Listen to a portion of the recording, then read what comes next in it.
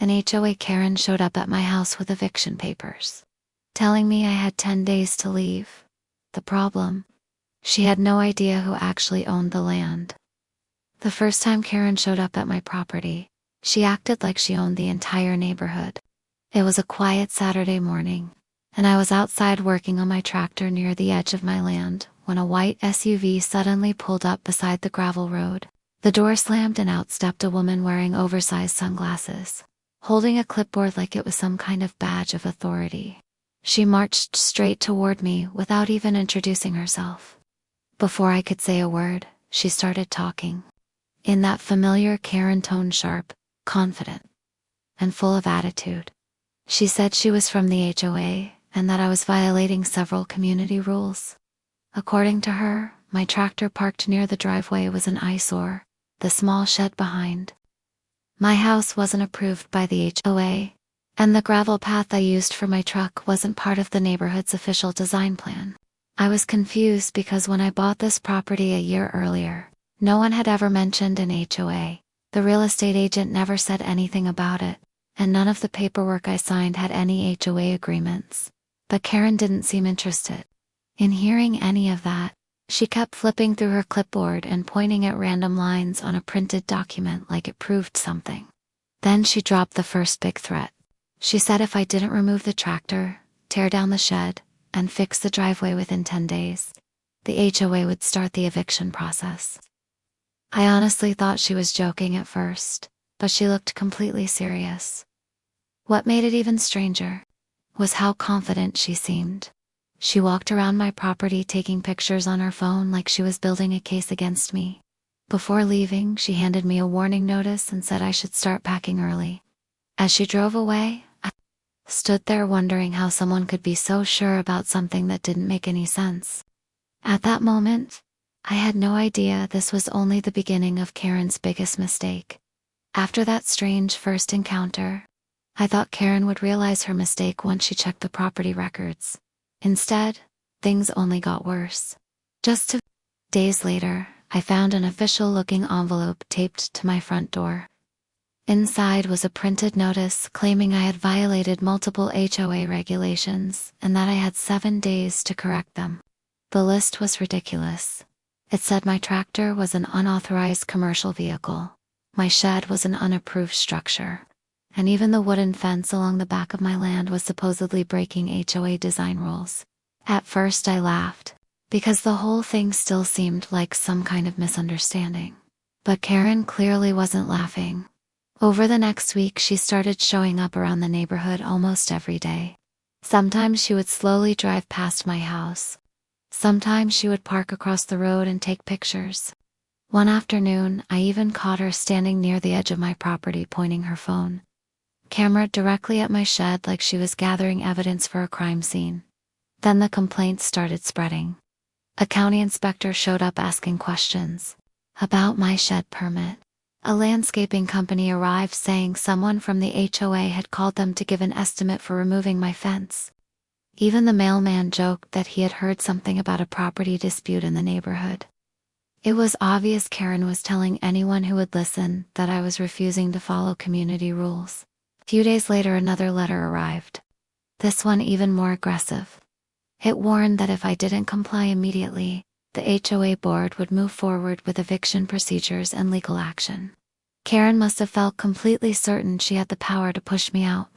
What she didn't realize was that every complaint she filed and every threat she sent was building a record of harassment that would soon come back to haunt her. For a while, I let Karen continue her little campaign, mostly because I wanted to understand how far she was willing to push it. Every few days, another warning letter would appear, each one sounding more serious than the last. She talked about legal action, fines, and even forced removal from the property. What made the whole situation strange was how confident she seemed. She clearly believed she had absolute authority over my land.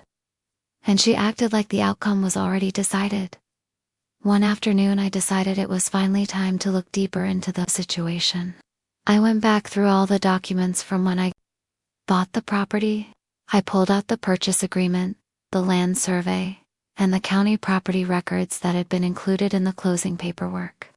After reading through everything again, one detail stood out that suddenly made Karen's behavior look even more ridiculous. The land my house sits on wasn't actually part of the neighborhood subdivision at all. Years ago, before the rest of the houses were built, this piece of land had been a separate farm lot owned by a local family. When developers later built the surrounding neighborhood and created the HOA, this property had never been included in the HOA boundary lines. In other words, my land was legally independent from the entire homeowners association. To make sure there was no confusion, I even checked the official county property map online. The boundary lines were clear. Every house around me was part of the HOA, except mine. That meant all the rules Karen kept quoting had absolutely no authority over my property. At that moment, everything started to make sense. Karen wasn't enforcing real HOA power. She had simply assumed my land was part of the neighborhood like all the others. And now she had been threatening eviction from her property that her HOA had zero legal control over. Even after I confirmed the truth about the property boundaries, I didn't immediately confront Karen. Part of me was curious to see just how far she would take things. And it turned out, she was more determined than I expected. A few days later, early in the morning, I heard multiple vehicles pulling up near my driveway. When I stepped outside, Karen was standing there again, but this time she wasn't alone.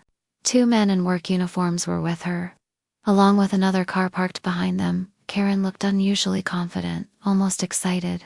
She was holding her clipboard again, and talking loudly like she was running some kind of official operation. As soon as she saw me, she walked forward and announced that the HOA had decided to move forward with corrective action. According to her, the workers were there to start removing the violations from the property. She pointed toward my fence and shed while explaining that both structures would be taken down because I had ignored the previous warnings. The workers looked uncomfortable, like they weren't completely sure about the situation, but Karen kept insisting everything was authorized by the HOA board. She even claimed that if I continued to resist, the next step would involve legal eviction proceedings. It was clear she believed she had reached the final stage of her plan. I calmly asked her one simple question. If the HOA had the authority to remove structures from my property, could she show me the document proving my land was part of the association? For the first time since this whole situation started, Karen hesitated for a moment. But instead of backing down, she doubled down and said the paperwork would be handled later. What she didn't realize was that by bringing workers onto land the HOA didn't control, she had just turned a neighborhood dispute into a much bigger legal problem. At that point, I decided it was finally time to end the whole situation. I went inside the house and returned with a folder that contained the original documents from when I purchased the property. Karen was still standing there, with the workers confidently explaining how the HOA had the authority to correct violations in the neighborhood. When I walked back toward them, I calmly handed her a copy of the county property map and the official deed to the land. At first she barely glanced at it, but after a few seconds her expression started to change. The map clearly showed the 8 boundary lines, and my property sat just outside of them. I pointed to the section where the neighborhood lots were marked, and then to the separate parcel where my house stood. The documents also included the county registration confirming that this land had never been added to the Homeowners Association when the subdivision was built. For the first time since she arrived, Karen looked completely unsure. The workers quietly stepped back and started reading the map as well. One of them even asked Karen if she was certain the HOA had authority over this address. She tried to argue that the property should be part of the neighborhood rules, but the paperwork in front of her said otherwise. Within a few minutes, the entire situation had flipped. The workers apologized and said they couldn't touch anything on the property without proper legal authority. They packed up their tools and left. Karen stood there for a moment, clearly realizing that all the warning letters, threats, and complaints she had made were based on an assumption that was completely wrong, before she walked back to her SUV. I reminded her that repeatedly threatening eviction and sending false notices could be considered harassment.